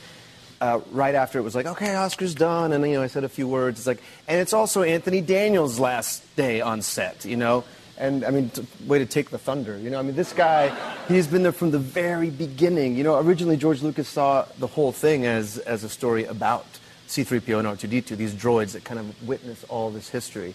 And so, so your last day was C-3PO's last day? Yeah. Well, who cares about you? I know, man. I know.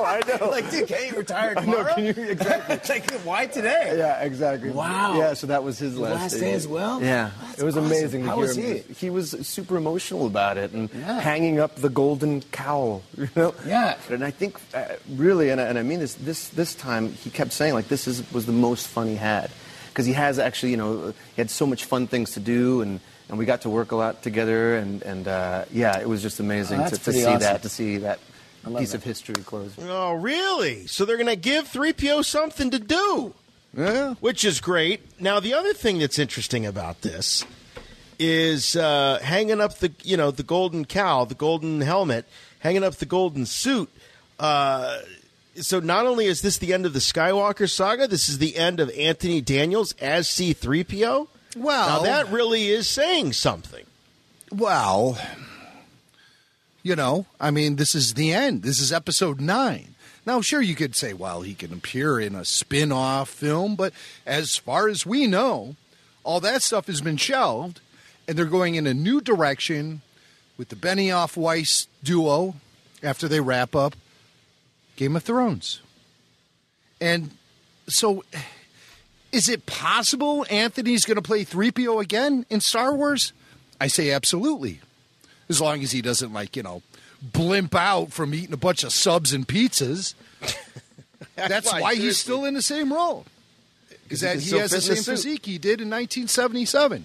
How many of us can say that? I weighed myself, sir, I weighed myself today, and I'm weighing in at my wedding weight. 1997. Same weight. Well, 97, but not your 77 weight. Well, no, I was 8 years old in 77. I probably weighed 75 pounds or something. People would be worried about me if I weighed my 77 weight. Well, I can tell you my 77 weight was about 10.2 pounds. Oh, was he cute as a button? I was a fat baby. I really was. Oh, I was a huge baby, 10 pounds. Chubby cheeks. I just want to pinch them. So, but here's what I take out of the Oscar Isaac because my take is that this is the end of this is the end of Star Wars as we know it. Is really this is the end of Star Wars as we know it. But I you know what? I fail to acknowledge that because cinematically things might be going into a new direction. Okay? But things always come back around every 5 to 10 years. Pop culture has an indefinite shelf lifespan these days. It's not like where things just come and go anymore. You try something new, then you bring back the old stuff. It seems like that's kind of a cycle. With the streaming stuff, I believe you're going to be seeing your more traditional Star Wars elements in play than you will cinematically moving forward, at least for the next few years. Yeah. I do. Now, what I take out of the comments about Anthony Daniels, we're talking about the last day of shooting. And J.J. Abrams, from what I understand, is a guy who is traditionally the type of director who shoots things in order, in the sequence in which it unfolds on the script. Now, we know there are some realities involved with sets and whatnot. I mean, if you're on the Falcon at the beginning of the film and on the Falcon at the end of the film, you might be shooting all that at one point, you know. Mm-hmm. But what we've been led to believe is that the last day of shooting was exterior shots in a desert-like environment. Where they were, I don't even know, you know. But that's what it looked like when you see that group hug going on with Daisy, John, and Oscar on the last day of shooting that J.J. Abrams put up on his Instagram and Twitter. That was the last day of shooting. They didn't wrap on the sound stages. They wrapped with a location shot. Yeah, right. I find that very interesting. So I think that's going to be placed at the very end of the film, or within the last few minutes of the film. And if Anthony Daniels is there, that indicates to me that C-3PO survives. Okay. A lot of people were saying, you know, 3PO and R2 could meet their demise in this film. We've already talked about Chewbacca not being in the Falcon cockpit or having Rey using his weaponry. I mean, what does that mean? Probably, you know, it might not mean anything. I don't mean to incite panic in the streets saying that Chewbacca, maybe a moon fell on Chewbacca, okay, for you traditionalists. But I don't know. I think Chewbacca has to survive. Why I think Chewbacca is going to survive is because they reestablished Wookiee canon when The Force Awakens launched. All of a sudden it was revealed that despite Chewbacca's age of 200 years old, he is still considered a youngster in the Wookiee culture. Mm-hmm. Wookiees live to be like thousands of years old, like trees or something. I mean, they go on forever. Let's just say the typical lifespan of a Wookiee is 800 years, maybe 1,000. Not unheard of in the Star Wars universe. Yoda was 900 years old. So if Chewbacca at 200 years old is considered a youth, and that was placed in the canon with the launch of The Force Awakens, that indicates to me the desire to keep Chewbacca in stories for years and years and years to come. He could be the constant. We had always heard that the constants throughout the whole saga were always going to be R2 and 3PO. Well, that could be in play too, but with Chewbacca being the representative from the original trilogy era, who really carries it all the way through till, you know, forever. I mean, that could happen. They made a serious mistake in the expanded universe when they killed off Chewbacca at the beginning of the Vector Prime books in 1999. That was such a big mistake. I thought, well, Star Wars is living on in novel form. And Chewbacca isn't exactly the type of character you can write dialogue for on a printed page. So it kind of made sense for them to wipe him out at that time. I didn't like it. Right. But I could see the rationale behind it. But now when you're looking at a cinematic universe under the Disney ownership that's going to go on for decades and decades, why not have Chewbacca just like, you know, still a rookie at age 240 or whatever he is? Mm-hmm.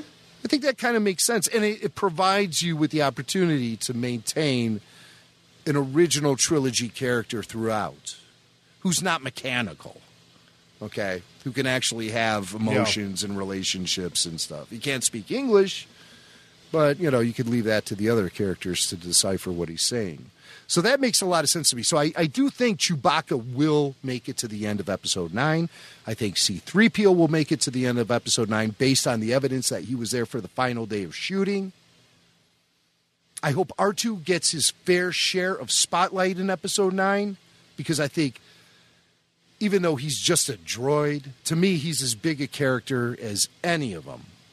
And I really am disappointed with the lack of screen time that R2 has gotten in the first two films. I think that needs to be fixed, big time. They thought, oh, BB-8, you know. Everyone loves BB-8. They told us that we love BB-8 before we even saw BB-8. They were telling us, oh, no, you love BB-8. But do we love BB-8 more than R2-D2? At the end of the day, never. Not this guy. Not this guy. Not more than R2. Not absolutely not. I love you, R2-D2. Since I was 8 years old, 1977. But, I don't know. Rant over, I guess. We still have some more Oscar Isaac clips. We have one more clip. We do. Let's, before we wrap it up here, he was also on Sirius XM. What show is this? Tell Me John. Tell Me John, hosted by John Fugelsang. I'm not familiar with him. No. But he sat down with Oscar Isaac to discuss Triple Frontier. And so he took it, kind of a different direction. He decided to basically avoid much talk about Episode 9 and talk about what it was like working with Carrie Fisher in Episode 8, which is nice. It then invites some discussion about Episode 9. I know you just wrapped on 9. You're going to be getting the Carrie Fisher questions all over the place. But when you saw 8, were you surprised at how your relationship with Carrie Fisher was such an emotional centerpiece of the film? I wasn't surprised because I remember we were doing that. We worked a lot, and her and I worked together so much, too. And we would talk about the scenes, and we would, we got very tight during the shooting of that. So it was... It was a beautiful thing to see, and it gets carried over into the new film as well. I look forward to having you here next year when we can talk about it. When you can talk about it, because I can only imagine having to work with her with the scenes they're inserting would be emotional for you on a whole other level. Yeah, no, it is. It was definitely an unusual thing, but I also think it was right to engage with her character and not just let it be something that fades away, but to really give it its proper, a place of honor. Some people have glommed on to this quote, and he talks about how it's an extension. What you see in 9 is an extension of the relationship that you saw in 7. And they're making the assumption that means that it's actually going to be a flashback, that what we'll see is Poe thinking back on his relationship with Princess Leia, General Organa, and that it won't actually be footage that would be used to propel the story forward as much as a look back. So maybe, gosh, I don't know. I mean, we've heard a lot about, talk about flashbacks, and of course the door might be open now as far as flashbacks in Star Wars movies after Episode 8. I just think a lot of the good parts of the story are being left on the table, and they're sort of just not. I think the more compelling stuff is the stuff we haven't seen on screen yet. Well, Luke, no question. The stuff with Luke and Ben and the fall of the Jedi Academy and the rise of the Knights of Ren and stuff. I just can't help but think, wow, why didn't they make the movies about that stuff? They tell us about it, but it sure would have been nice to see it on the screen, man. Yeah. Hey, I know we're running short of time, but I'm going to rapid fire a few things, okay? All right, rapid fire. Real quick. I'll try to keep up. All right, number 1, Star Wars Resistance. Season 1 wraps up this Sunday. And we're getting to a point now where the animated series is finally crossing over with the events from the Force Awakens. And we got that scene where Admiral Hux is addressing the First Order troops as they're all lined up there like all the Nazis in Nuremberg. And instead of Hitler, it's Hux yelling and screaming all of his fascist propaganda. And then they open up fire of their massive weapon and destroy the planets. Now, something that fell flat for me at that moment were like, what are those planets? I thought they were blowing up Coruscant at first. And that had an impact on me. When we left the theater that first night and started looking through like the visual dictionary and all that stuff and online stuff, it's like, oh, it's what is this? Hosnian Prime. Hosnian Prime? Mm-hmm. What is that? And so like there's no emotional impact. At least when the Death Star blew up Alderaan, sure, we've never seen Alderaan before. We never even got to go surface level on Alderaan, but it was Leia's planet. Mm-hmm. And knowing that she didn't want that planet blown up because that's her homeworld was good enough for us as viewers. We had instant compassion for the planet and the people living on it. When they blow up Hosnian Prime in The Force Awakens, we're just like, what, who, why, who cares? We know it's a strong gesture by the First Order in claiming, their tyrannical domination of the galaxy, but there's no emotional impact. We don't care. There were scenes shot with Leia and some senators on Hosnian Prime, or she's communicating with these senators, but they ended up on the cutting room floor. Maybe we'll see them in episode 9. But when they blow up those planets, we just don't care. What happens in Resistance is Kaz and his friends are spying on these First Order stormtroopers as they are watching a hologram projection of Hux' big speech. And they react just like the troopers there on Starkiller Base. They pump their fists up in the air and all that stuff. And you see an animated version of Starkiller Base opening fire and destroying the Hosnian Prime system. Kaz is watching this. He's they don't know he's in the room watching all this. He's trying to escape off the platform, which they sunk underwater. So what I'm trying to get at, though, is that this is the moment when we get The Force Awakens crossing over with Star Wars Resistance, and we see Hosnian Prime being destroyed. Hosnian Prime also happens to be Kaz's homeworld. So we see his reaction. All remaining systems will bow to the First Order, and will remember this as the last day of the Republic. CB-23. What system was that? Hosnian Prime. No, that can't be. No! My parents! My home. They have a new droid now, CB-23, because BB-8 split with Poe Dameron. Obviously, he has to. Yeah, right. So he goes, CB, what system was that? Kaz recognizes right away that it's Hosnian Prime. It's his homeworld. But he needs confirmation from the droid, and the droid confirms his worst fears. And so Kaz responds, he reacts. So you at least get some sort of human reaction and some sort of connection to Hosnian Prime. So you sort of am like, okay, so they blew up that planet, you at least have some sort of reason to care now if you see it through Kaz's eyes and you actually care about Kaz. That's the other hurdle the show has. I have a hard time caring about Kaz because he seems to be like this incompetent wimp a lot of times who lucks into, much like Jar Jar Binks, he clumsily falls into situations that somehow he emerges from them unscathed. It's just like clumsiness gets him through.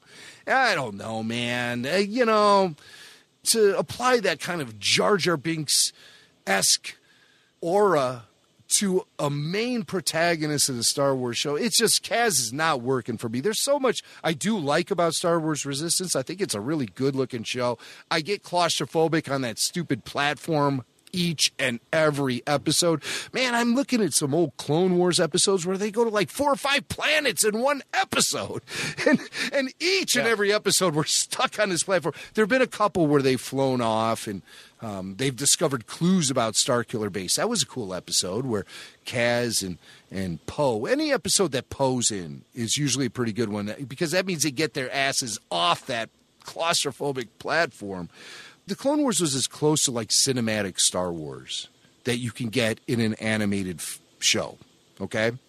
And we all recognized that when it was happening. It was a special thing. Then Rebels came around, and Rebels was good, but compared to Clone Wars, Rebels was more like a Saturday morning cartoon.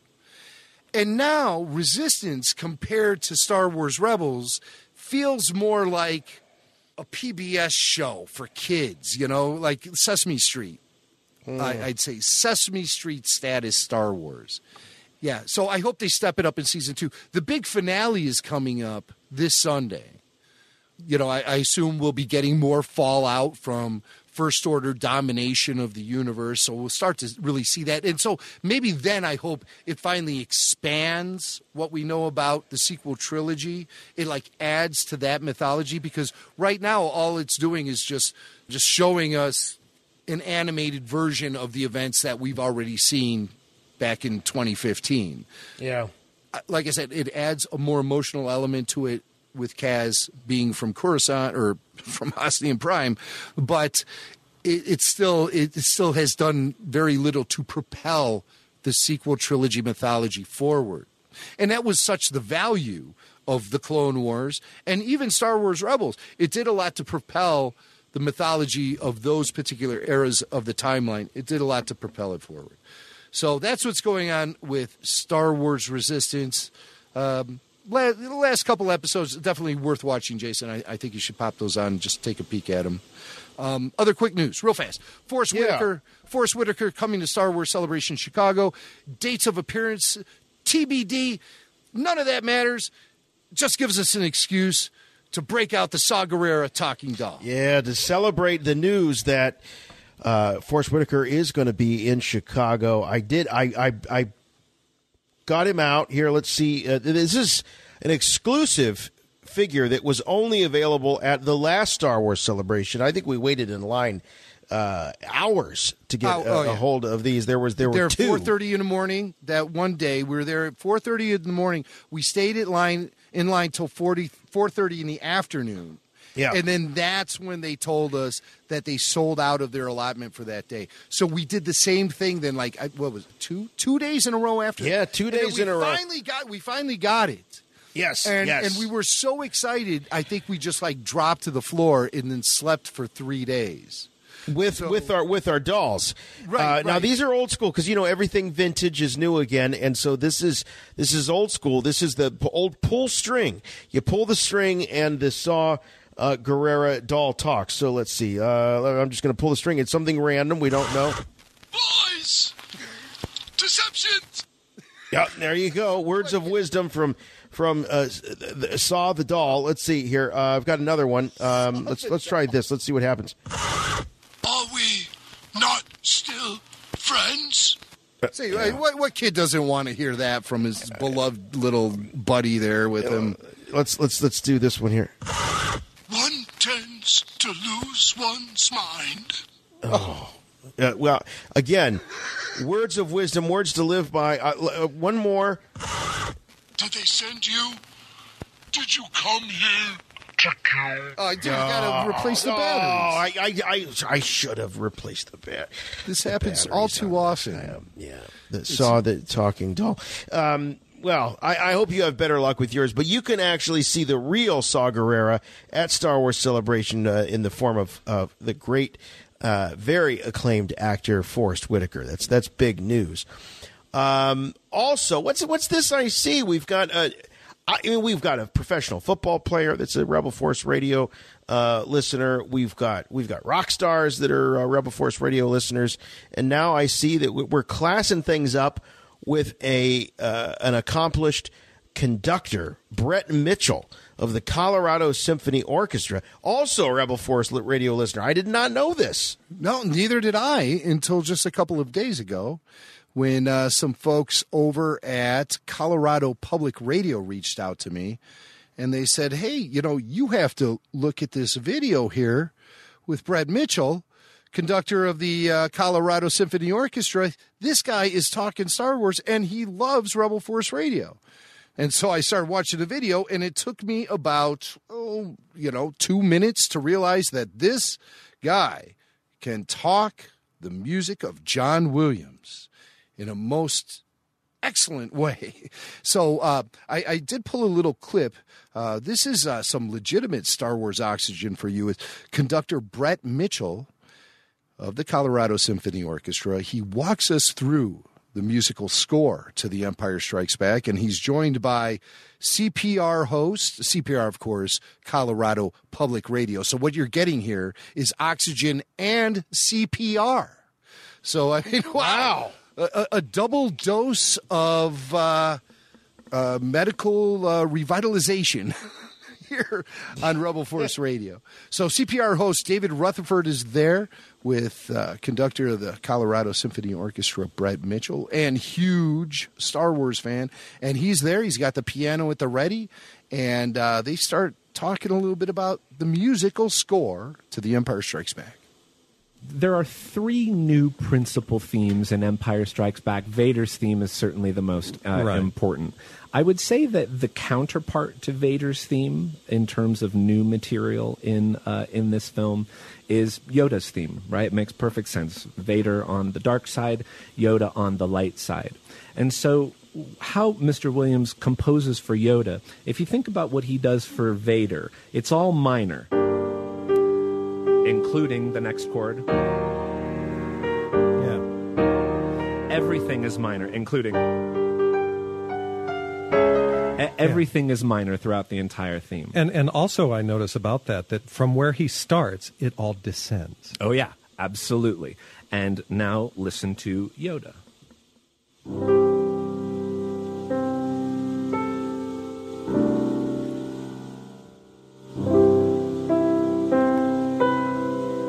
Right, always ascending. You're exactly right. Going up. And the best part about that is not only is it in major, C major, but the second chord, remember how the second chord in Vader was also minor? Yeah. Well, the second chord is major in Yoda's theme too, with a little raised fourth. It's just a little more optimism, a little more levity to it. Wow. That's fantastic. I got to see this. So hopefully we'll have the link at rebelforceradio.com or on the Facebook page. Yeah, I'll put together a post. I'll put together a post because that's not the only thing I discovered from CPR. After they reached out to me, I see that there was another feature with Brett Mitchell focusing in on A New Hope, and there was a great thing about the influences that John Williams tapped into when creating the Star Wars soundtracks. And they did a great special on that, too, at CPR. So, big Star Wars fans at Colorado Public Radio. They'll probably start calling themselves Rebel Force Colorado Public Radio. And then the lawsuits will begin, and it's just going to downward spiral from there. Or maybe we will team up. Now there are 2 of them. All right. I think that's going to wrap things up. Real quick before we split, don't forget about the YouTube channel that we've got going on for Rebel Force Radio. That's at youtube.com/Rebel Force Radio. Check that out. We've got all kinds of things. I mean, I'm surprised by just how much material there is. The content is growing by leaps and bounds every day. I'm a big YouTube watcher. And, of course, I subscribe to Rebel Force Radio because it's the only way I know what's going on. And every time I bring YouTube up and I look at my subscriptions, there's 2, 3, 4, 5 new videos.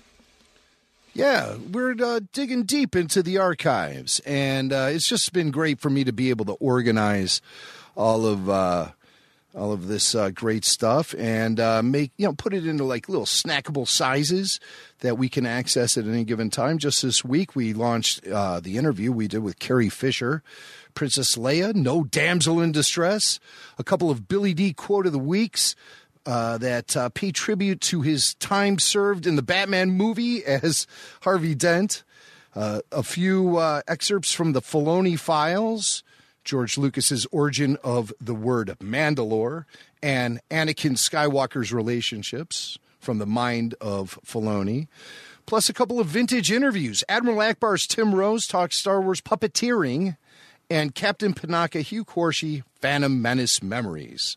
And so those have been great to go back and listen to. We've also been organizing some great stuff on our Patreon page just this week alone. People get everything that we launch on YouTube on Patreon, ad-free and RSS compatible. So, it just shows up there in your podcast player of choice. Once you plug in your audio RSS link, that's available on the Rebel Force Radio Patreon page. Got a great vintage picture of you, me, and Filoni sitting down at Star Wars Fan Days 3. The shot of me hanging out with RFR patron Michael, local guy down in DeKalb, Illinois, who comes up to close to my area to work a few times a week. So we met up at the Galloping Ghost Arcade in Brookfield, Illinois. I'm always up for meeting Star Wars fans at The Ghost, which is the world's largest video game arcade. It'll blow your mind. Got a few other things happening there with Patreon, too. Of course, Clone Wars Declassified, and those episodes are dropping regularly. Great look back at the Clone Wars series. These are remastered podcasts that just get you right to the analysis of the episodes. No downtime. So you want to check those out. Nice, concise review of the old Clone Wars show, especially as we're ramping up to the return of Clone Wars on Disney+. I don't know about you, Jason, but I have been watching more Clone Wars on Netflix and Blu-ray than I have in the last 5 years combined, just in the last few months. It's been binge city. All roads lead to this incredible reunion / continuation, whatever you want to call it, of the Clone Wars. The revival, that's the word. Yes, the revival. Save of Star the Wars, Clone the Clone Wars. Yeah, for sure. Well, and they have been saved. It took a few years, but they have been saved. And the real interesting thing will be to see what happens once Disney sees just how popular these characters and these stories are to Star Wars fans. Will it continue? Time will tell. Paul Gullett will know the truth.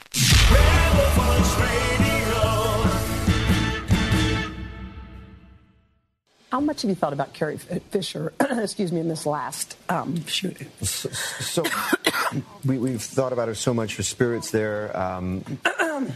Billie Lourd, her daughter, came and played a part, a part that she played in the last film as well, in the last couple of films. So, her spirit was definitely there with us, and I miss her a lot. I'm going to sound like a teenage boy. Teenage boy. That's an insult to teenage boys, lady.